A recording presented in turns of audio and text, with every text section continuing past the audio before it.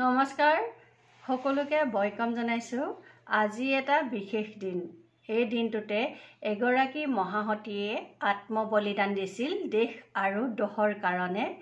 তেওঁ যদি সেই সময়তে আত্মবলিদান নিদিলেহেঁতেন হয়তো সেই সময়তে আহোম ৰাজশাসনৰ অন্ত পৰিলেহেঁতেন, নতুবা অসম আৰু অসমীয়াই অন্য এটা দিশেৰে গতি কৰিলেহেঁতেন। সেইগৰাকী মহাসতীয়ে হৈছে জয়মতী। তেওঁ 13 চ'ত তথা 27 মাৰ্চৰ দিনাখন আত্মবলিদান দিছিল। জয়মতী আছিল লাইথেপেনা বৰগোহাঁই আৰু চন্দ্ৰদাৰোৰ বৰ জীয়ৰী। ঘৰখনৰ ডাঙৰ ছোৱালী হিচাপে তেওঁৰ ওপৰত যথেষ্টখিনি দায়িত্ব পৰিছিল আৰু সেই সকলোখিনি দায়িত্ব জয়মতীয়ে সুন্দৰৰূপে পালন কৰিছিল। উপযুক্ত বয়সত জয়মতীৰ গোবৰ ৰজা পুত্ৰ গদাপাণিৰ সৈতে বিবাহপাশত আবদ্ধ হৈছিল।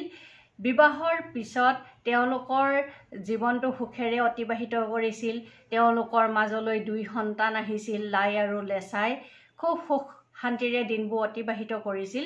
কিন্তু সেই সময়তে আহোম ৰাজ্যত অস্থিৰতাই দেখা দিছিল, অৰাজকতাই দেখা দিছিল। কাৰণ সেই সময়খিনিত অৰ্থাৎ 1672 পৰা 1681 খ্ৰীষ্টাব্দৰ ভিতৰত বিষয়ববীয়াসকল মইমতালি হৈছিল, ক্ষমতা লোভী হৈছিল, নিজৰ ক্ষমতা অপব্যৱহাৰ কৰিছিল।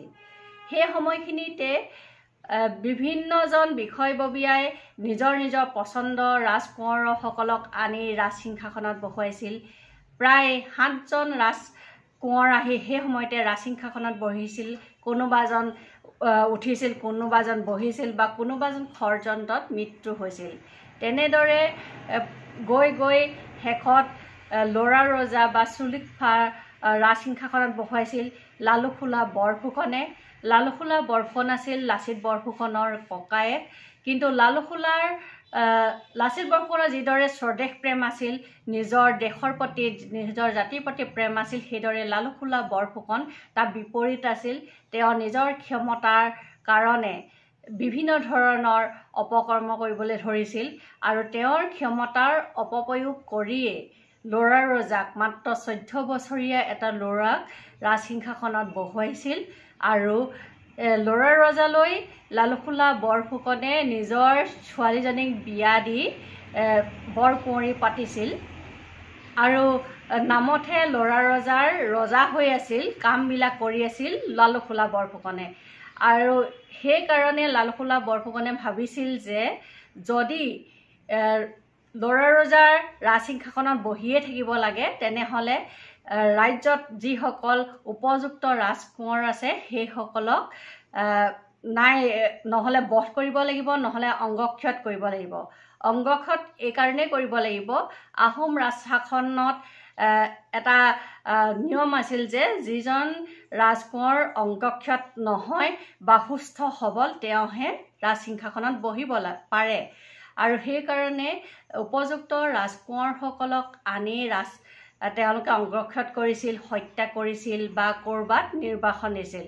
অৱশেষত বাচি থাকিছিল গদাপাণি। কাৰণ গদাপাণি আছিল সুস্থ পুষ্ট এজন শক্তিশালী যুৱৰাজ আৰু তেওঁৰ ৰাজকোঁৱৰ আছিল।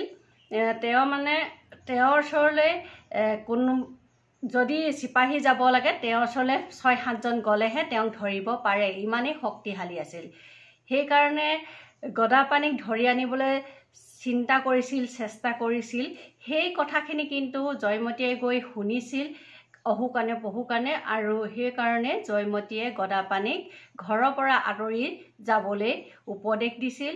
জয়মতীৰ কথামতে গদাপাণিয়ে ঘৰৰ পৰা আঁতৰি গৈছিল। গদাপাণিৰ আঁতৰি যোৱাৰ পিছতো লালুখোলা বৰফুকনে নিজৰ ক্ষমতাৰ অপব্যৱহাৰ কৰি ৰাজকোঁৱৰসকলক ধৰি অনাৰ ব্যৱস্থা কৰিছিল। কিন্তু লালুখোলা বৰফুকনৰ ওপৰতো এখিনি মানুহৰ চকু আছিল যে কেনেকৈ এই লালুখোলা বৰফুকনৰ ক্ষমতাক কাটিব পাৰি, নাইকিয়া কৰিব পাৰি বা লালুখোলা বৰফুকনক হত্যা কৰিব পাৰি। আৰু সেইদৰে অজ্ঞাত শত্ৰুখিনিয়ে লালুখোলা বৰফুকনক হত্যা কৰিছিল শুই থকা অৱস্থাতে। কিন্তু তাৰ পিছতেই আন এটা শক্তিয়ে ৰাজকাৰেঙত ঠন ধৰি উঠিছিল আৰু সেই শক্তিটোৰ বহুকেইজন লোক আছিল। সেইসকলৰ ভিতৰত এজন আছিল গীদাগাথি হাজৰিকা আৰু গীদাগাথি হাজৰিকাৰ নেতৃত্বতে জয়মতীক ধৰি আনিছিল গদাপানীৰ খবৰ উলিয়াবৰ কাৰণে, সম্ভেদ উলিয়াবৰ কাৰণে। কিন্তু জয়মতীয়ে গদাপানীৰ কোনো সম্ভেদ নিদিলে আৰু অৱশেষত জয়মতীক বিভিন্ন অত্যাচাৰ কৰি গীদাগাথি হাজৰিকা নেতৃত্বতে জয়মতীক হত্যা কৰা হৈছিল। এইখিনিয়ে আছিল জয়মতীৰ আত্মবলিদানৰ মূল কথা। তেওঁৰ যদি সেই সময়ত গদাপানীৰ সম্ভেদ দিলেহেঁতেন হয়তো আহোম ৰাজসিংহাসনত এজন উপযুক্ত ৰজাক পোৱাটো সম্ভৱ নহৈছিল। সেইকাৰণে জয়মতীয়ে ভাবিছিল যে গদাপানীক যদি আঁতৰাই পঠিওৱা হয় ভৱিষ্যতে আহোম ৰাজসিংহাসনৰ বাবে উপযুক্ত ৰজাজনেই হ'ব গদাপানী। আৰু আজি জয়মতীৰ আত্মবলিদানৰ দিন। এই দিনটোতে জয়মতীক স্মৰণ কৰা হয়, স্মৃতি দিৱস হিচাপে পালন কৰা হয়। তেখেতলৈ আমাৰ সশ্ৰদ্ধ প্ৰণাম যাচিছোঁ, প্ৰণিপাত যাচিছোঁ। তেওঁৰ যি আত্মবলিদান দিলে, যি আত্মবলিদানৰ কাৰণে দেশ আৰু দহৰ উপকাৰ হ'ল, তাৰ বাবে তেওঁক আমি সহস্ৰ প্ৰণাম যাচিছোঁ। ধন্যবাদ।